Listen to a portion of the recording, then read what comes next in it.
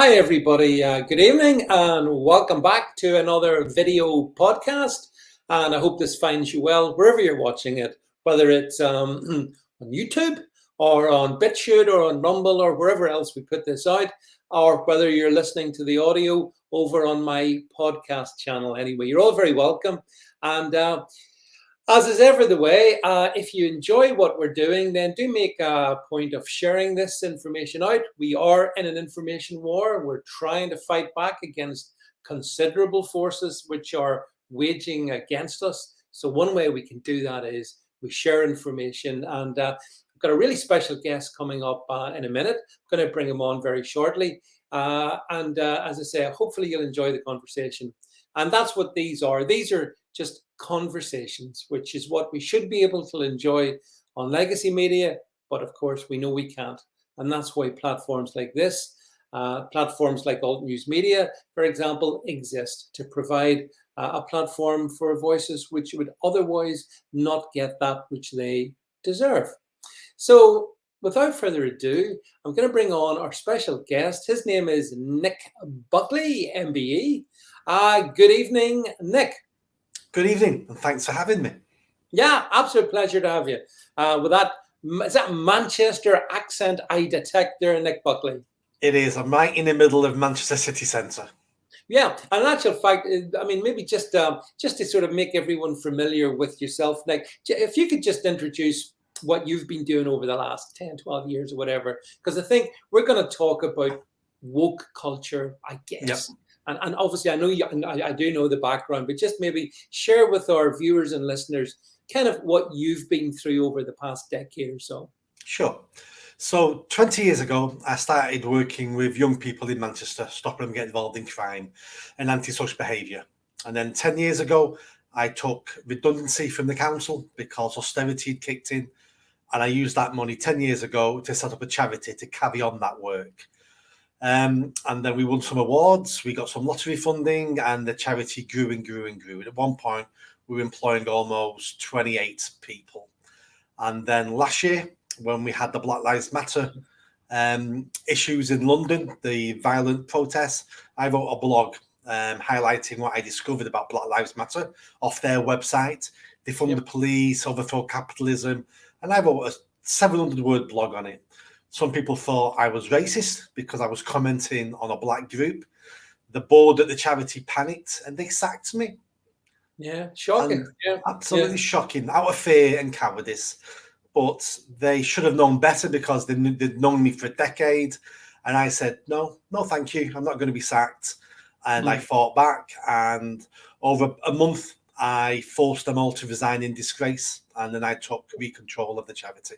Great result, Nick. That was an absolutely, and actually there is a moral in that story as well, and that is that we should fight back. We should not allow ourselves to be cancelled, or in your case, dismissed. Appalling, but what a good result in the end, I suppose. And then since then, I've been not only campaigning for social issues, which I've been doing for 2 decades, but I also then entered the woke wars because I'm not the sort of person who can be treated like this, get some luck and get the job back and then say, I'll pull a ladder up now. You all have to work this out yourselves because I'm okay, Jack. So I decided then this war's not over for me.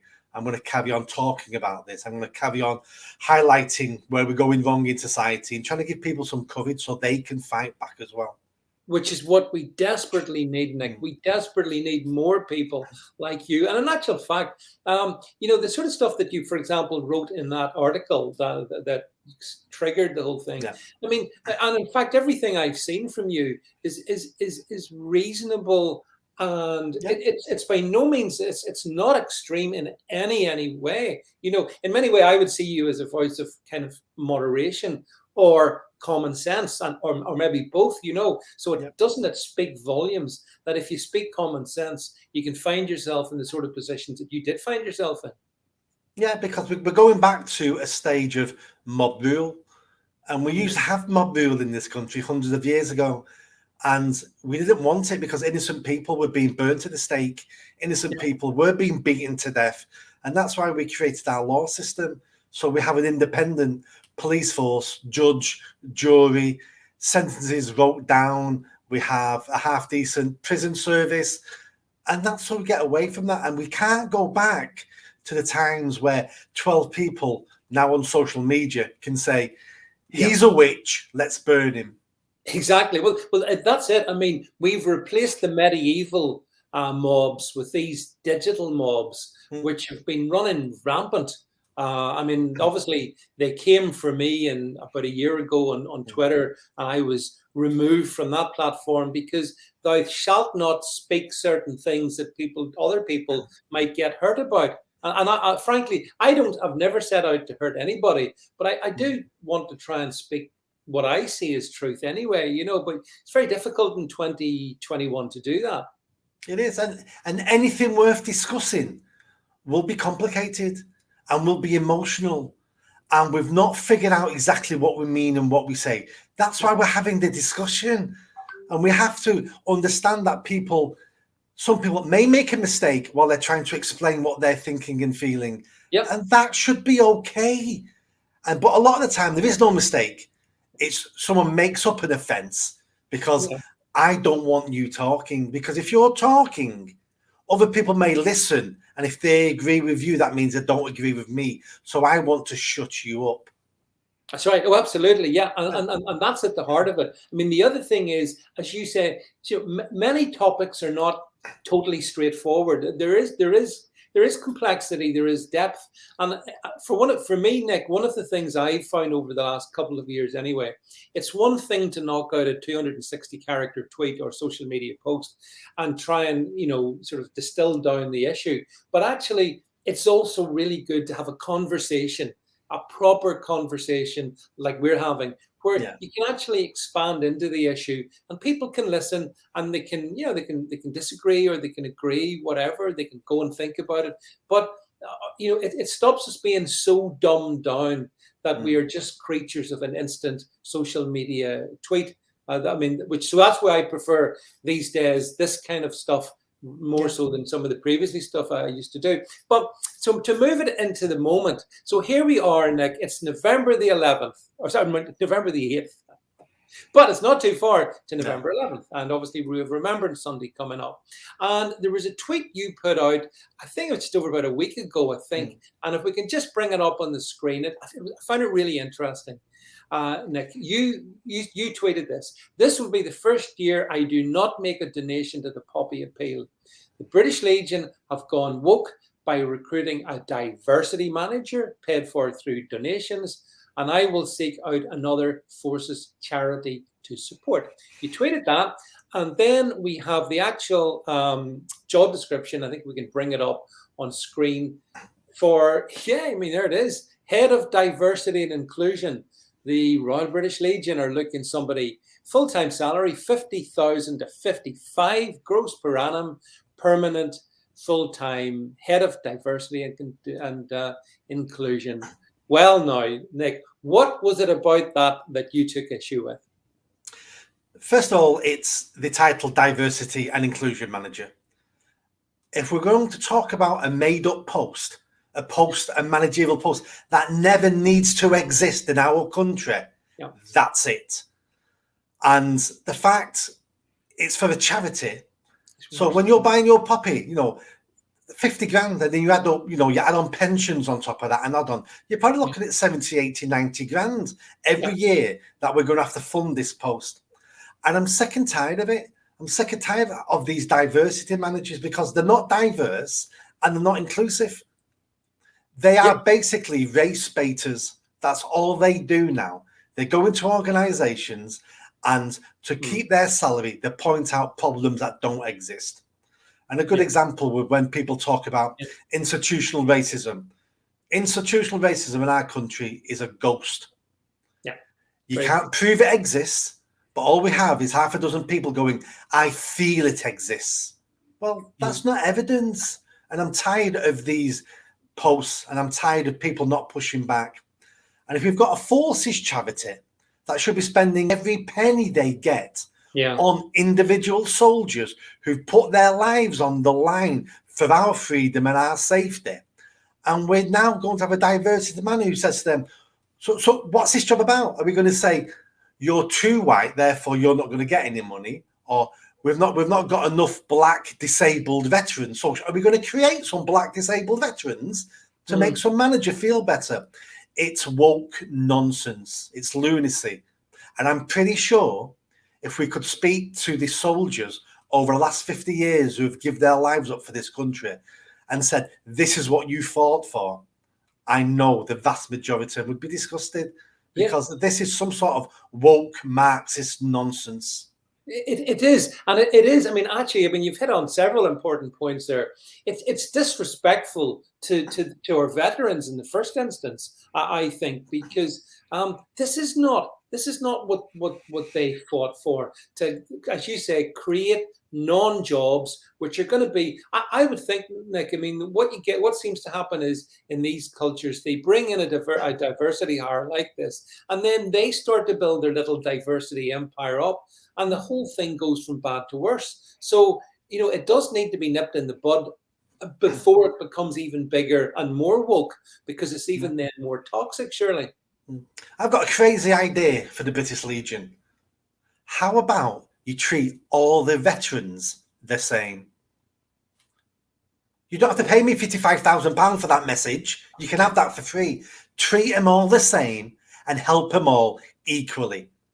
But don't they do it? I mean, as you said, they should be doing that. Yeah. What's the need for a diversity manager? I mean, it ticks a box. It ticks a box. So it ticks a box as in there'll be some big woke funders who want to know what their inclusion policy is.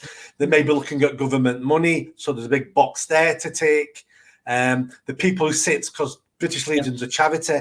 So there'll be loads of people sat on their charity board who are middle class, woke, been to university, bought into all this rubbish. And they're saying, do you know what will make us look better?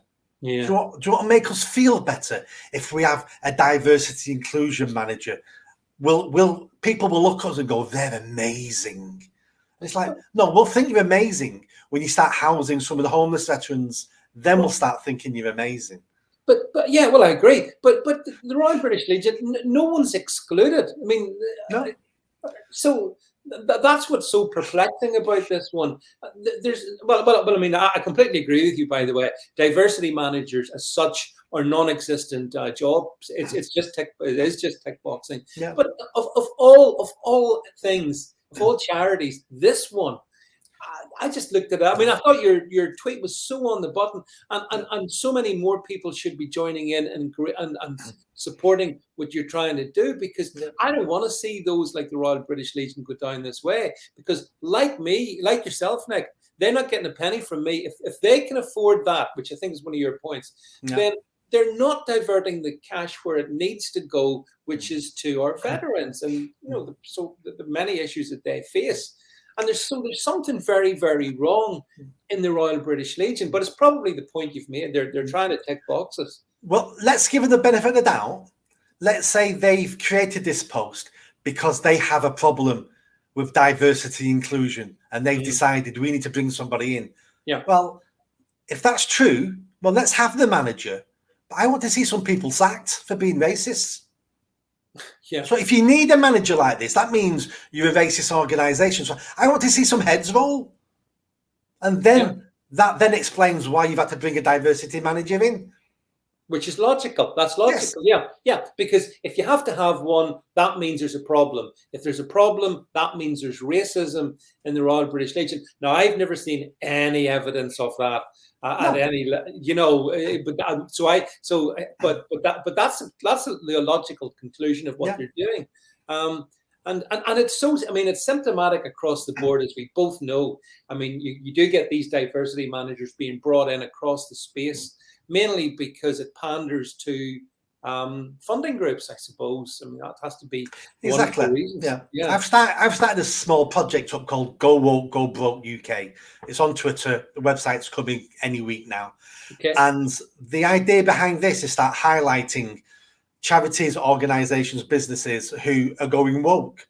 And it's not so we can cancel them. It's so customers can say, oh, I've got a choice here. So I can either give my money to the British Legion this year, or I can give it to Help the Heroes. I can give it to Walking with the Wounded. There's dozens and dozens of homeless charities. Sorry, not homeless charities, veteran charities. Better charities, yeah. So let's give it to the charities that do the best work. And in which case, survival of the fittest will kick in. And if British Legion stay woke, they'll go broke. But they'll probably learn their lesson and they'll stop being broke if donations start decreasing. So it's down to us what we do with our money. That will influence these charities and these businesses, because it's all about money. Don't ever let anyone tell you differently. It's all about money. Yeah. You're right. But and as you say, Nick, and it's really worth spelling this one out to our listeners and our viewers, that there are lots of other options. It doesn't have to be the Royal British Legion. That's just the one that gets the most publicity. Yes. But there are other very, very good alternatives that people can go to, as you pointed out. And we should be donating and supporting the forces this time of year. Yeah. But it doesn't go hand in glove that it has to be the British Legion. Like I say, there's dozens and dozens of veteran charities. Pick another one and start supporting them. I think there was one thing that happened with the Royal British Legion about a year or 2 years ago, maybe. They closed down across the UK a number of homes that they had where veterans could stay. And there was one here in Northern Ireland that I happen to know very well. And it was a really nicely done place in a lovely spot. And they just closed it. And I'm thinking, why are you closing these? I mean, are you short of cash? I don't think so. And you're certainly not short of cash if you can spend this kind of money on diversity hires. I mean, I found that problematical. Are you familiar with that, where they close certain things? I remember that happening. Yeah. But as someone who runs a charity as well, I know that sometimes the decisions you make in charities to get the best and to help your service users, it doesn't always look like you're doing it for the best reason. So they may have legitimate reasons for why they close them, but I don't know. Yeah. I know from certain veterans that I'm friendly with here, they were kind of shocked that this would happen. But there may be reasons for that. But either which way, I can't see any reason for the Royal British Legion to have a diversity manager in 2021, Nick. It just doesn't make any logical sense. Unless they're racists. Unless they're racist. Unless they're racist. Yeah. Or they're going to pander and they don't give a toss. They're just going to pander. And that's what it is. And that's what it is, isn't it? That's what it is. It's pandering. Yeah, and of course it's across the piece. I mean, this is an egregious one because it's at this particular time of the year with Remembrance Sunday just around the corner, and I think a lot of, I would suspect most of the people who watch me, and I'm sure a lot of the people that follow you, Nick, we support our veterans, we support our armed forces, we understand the problems that those people can face when they've left service. So get all that there, and that's why it's so kind of disheartening to see the Royal British Legion doing something like this. And that's why your tweet caught my eye. I thought, this is exactly what we need, and we need it across the board, because it's not, if it was only but the Royal British Legion, that'd be one thing, but there's so much pandering going across the spectrum. It's nearly every big charity's fallen for this. We've got Oxfam, whose staff are quite happy raping women and children in Africa when they're supposed to be protecting them. But in this country, we then ban a game. Oxfam bans a game because J.K. Rowling is in it and she's so-called transphobic, which she isn't. So that doesn't make any sense. We've got children in need who then are supporting Black Lives Matter, a racist organisation. I gave a grant back to children in need because I wouldn't jump through the hoops they wanted me to jump through about Black Lives Matter. So all these big charities have all gone woke because they're all run by the same people, highly educated, middle class, well-off folk who just want to save the world. Yeah, white saviors. Yes. White saviors. Literally, in some senses, but you're right. I mean, the likes of children in need, and also, when you look at the salaries that they pay themselves, like the Oxfam and stuff, it's remarkable, isn't it? I mean, I remember reading that children in need. I may be wrong here, but children in need, their wages bill is something like 4 million a year. That's what I think it is. It's Yeah, something like huge, that. massive. It's Yeah, huge. yeah, yeah, yeah. And it's a charity. Yes. It's really weird. I thought the purpose of a charity was to direct every penny, keep overheads as low as you can, and direct as much money to whatever Yeah. the end cause is. But somehow or another, Nick, and again, this has happened for me over the last maybe 20 years, but I'm not sure of those timelines, that the charity sector itself has become distorted and bloated out of recognition of that, which it should be. Because I think a lot of people, we're naturally human beings, we want to help others. I think it's all part of our psyche. But when I see what goes on, I've got massive problems with it, as evidently you have as well. The charity sector needs overhauling in this country. Some charities are too big. We shouldn't allow charities to get over a certain level. They then need to, just like the government makes businesses split in half when they're too big and it's a big monopoly. Yeah. We need that with charities. And what we need to do with charities as well is they need to state when they set up, when are they going to end? So what are you going to achieve for you to end? Because what happens is charities never end. So we're going to solve child hunger. And then, across the world, child hunger now is almost at zero. But then they redefine what child hunger is. Then they redefine what poverty is. And they redefine things to keep themselves going because they're on a good number. They've got great wages, great pensions. And we need charities to do themselves out of business. That's what a good charity should be doing. Working hard to create a situation where they're not needed anymore. But they're not, because they run like businesses now. They are. The big ones are anyway. I mean, there's one charity, it's slightly different sector, but the National Trust. Yes. I've been a member of that. Well, sorry, I was a member of that for up until about 2 years ago. When they started to go woke, doing all the same kind of stuff, apologizing for British history, where there's no cause to apologize, then that's it. I remember I engaged with them on it. And like they weren't interested. They're going to pursue their anti-British history agenda, and the only thing you can do, Nick, is starve them of cash. You can do, but there's something great happening there with the National Trust.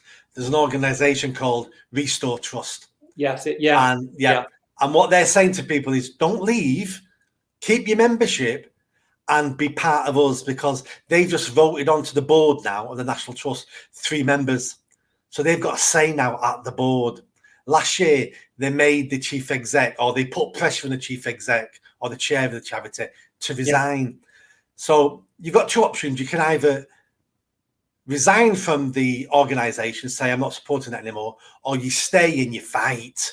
Well, that's fair. That's fair enough, actually. Yeah, because I guess I'm sure lots of people across the country, I respect the work that they historically have done in protecting our national treasures, but I'm not prepared to go along with the wokery that they've been pushing into this whole thing about, we need to check out the connections to the slave trade and all that. Forget that. That's the National Trust are caretakers.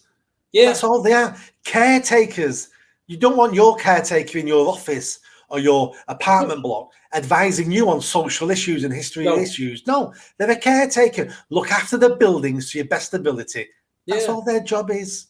That's a brilliant way of summing it up, actually. That they are caretakers. In fact, in a way, they sort of used to describe themselves as that, but now somehow or another they've ballooned into something else. Well, that's a good example then of trying to change it from within, in terms of this other organization. Restore Trust. Yeah, and I guess that's what we need. But the National Trust, as I said, I find it really offensive what they were doing, and so it is like it's sort of. It spreads so quickly, this wokery, doesn't it? Into so many areas. Even today, I saw a story. I don't know if you saw it, about Marks and Spencer's. They've got their name badges with "my pronoun is." I mean, it's Marks and Spencer's. You're selling food, for God's sake. You're there to sell us nice food and maybe clothes if you like your clothes. That's it. I don't need you to be giving me lectures on pronouns. What's your thoughts on? It's pure narcissism. It's pure, look at me, look at me, look how amazing I am, look how different I am, I'm special, I'm cool. It all reminds me a little bit of the punks in the 1970s. Yeah. People think the punks were anarchists. They weren't. The punks were white middle class kids trying to be look a little bit rebellious before they got a job in daddy's bank. And that's what the woke are now. They're trying to be cool. They're trying to be different. They're trying to look different. Our pronouns. I'm part of the LBTQI community, and it's all just childish nonsense, just like the punks were. Yeah, but so much of it. But do you think it's destructive as well? Like it destroys the fabric of our society, because we all want to get on with each other and just get on with our lives and take care of our families and do all the normal stuff. We don't need the wokest agenda inserted anywhere. But actually, like, truth be told, it's being inserted everywhere given the chance. Yep, and this is Marxism. It's Marxism point 2. This is the new Marxism that's come out of the universities. So the working class in the UK never wanted socialism, never wanted communism, because they tried for decades and we always rejected it.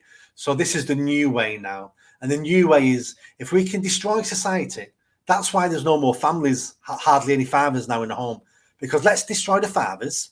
That means it's easier to destroy the family. Yeah. If we can destroy the family, we can indoctrinate the kids. And once we indoctrinate the kids, we can bring on the revolution, so we can have nirvana or utopia. Yeah, it's silliness, but this is what a lot of them are thinking of, that the world has never been as bad as it is now. The West is absolutely terrible. And if only I was in charge of the West, or I was in charge of the UK, I'd have this country running amazingly. We would all be equal. We'd all be fair. There'd be no crime. And it's like, you're a lunatic, mate. You've got no understanding of history. This is the best time to be born on the earth, no matter what country you're in. It's the best time now. And this is the best country in the history of the planet to be in, especially today. The only day better today will be tomorrow. Well, here. I mean, the thing is, though, you touched on it. This is a middle class thing. I think working class people, they're not interested. They can't get them to buy into this anyway. They kind of know that. So that's why they're trying to. The middle class elitists, who many of whom go through university and come out good little cultural Marxists at the other end, and then start to move up the hierarchy in different institutions. They're the people. I think they're kind of bullying working class people and forcing them to accept whatever their particular, fetish or obsession is. And then, but it's the common sense of the working class British people that's probably the best bulwark we have against them. It's a new type of classism. This is a new class war. We have the middle class again looking down on the working class and going, all you idiots who voted for Brexit, you're all racists, xenophobes, you're all idiots, none of you got an education. And it's the same thing over and over again. Oh, you don't believe in Black Lives Matter. Oh, you must be a racist. You don't believe you don't believe trans women are women. Oh, you just hate gay people. And I'm special because I'm middle class now and I've got, a university degree. I'm better than you. And because I know I'm better than you, I need to help you be better, because you're not capable of looking after yourself. You're not capable of making good decisions because you're only poor working class. I'm here to look after you. Yeah. And it's patronizing, it's classism, and it's wrong.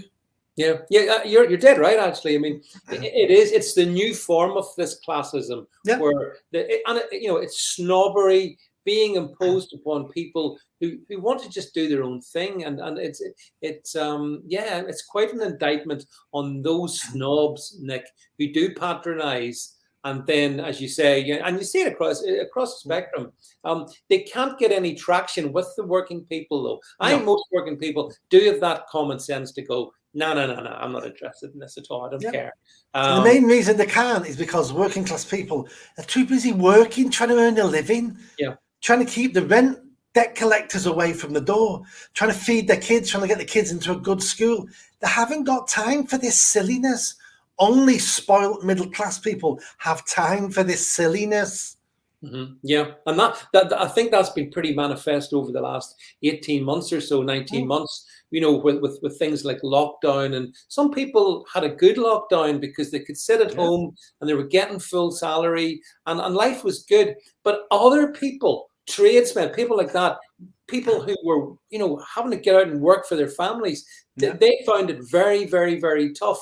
And again, wouldn't you agree? It's another example of that inverted sort of pyramid where a certain elite can do this, but the average working man and woman just can't. They need to be able to bring the money in to feed their kids and look after their lives. Yeah. So when these people are still working from home, now most of the civil service is still working from home. So when they're phoning for their pizzas or ordering stuff on Amazon, it's the working class who are delivering it to their door. Someone's got to work and do those types of jobs. But the middle class are sat at home, drinking their lattes and a nice vegan quiche and on their Zoom meetings. And we need to get all the civil servants back into the office because they work for us. And if you don't want to go back in the office, thank you, I'll accept your resignation. Yeah, that's absolutely. You're here. Yeah, we do need that. We can't have this kind of new snobbishness, this new looking down on ordinary people by certain people in the public sector, in particular, civil service, most definitely, because they're taken care of. But yeah, I mean, I've known people over the past 18 months, they were finding it very difficult because they especially if they were self-employed, Nick, it was tough times for those. And I consider those people, to be honest, people like plumbers and sparks and those kind of folks.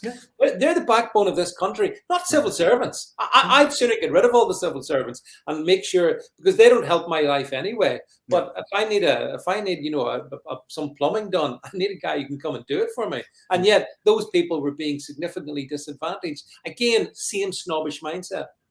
Yeah, and that's because they're civil servants. And they're all educated, been to university, they've been indoctrinated into this woke nonsense.